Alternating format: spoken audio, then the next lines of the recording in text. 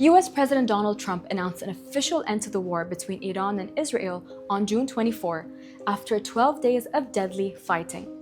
News of the agreement was welcomed regionally and globally, but the relief seemed short-lived when Israel accused Iran of violating the ceasefire deal, a claim that Tehran denied. Despite an exchange of fire, relative calm has taken over after serious concerns of wider instability. But how did we get here, and what happens now? Let's break it down.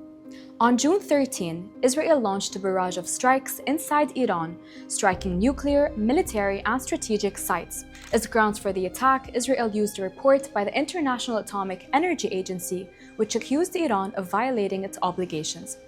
Iran was caught off guard, assuming war was off the table amid nuclear negotiations with the US that had been moving positively. Tehran responded quickly, firing hundreds of missiles and drones at Israeli cities, marking the first direct military confrontation between Israel and Iran. Over the following week, Israel continued launching air raids on major cities across Iran, with some strikes carried out in densely populated civilian areas.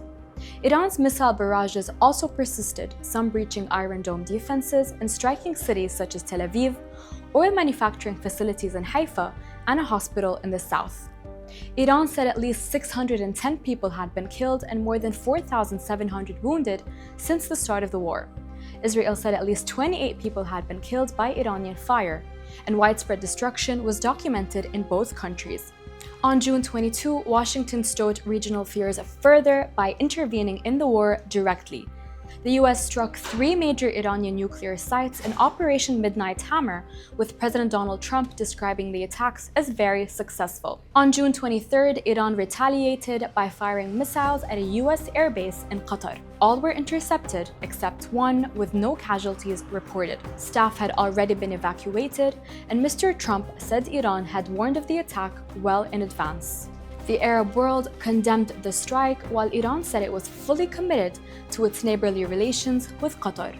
In the early hours of June 24th, Mr. Trump announced a ceasefire between Israel and Iran.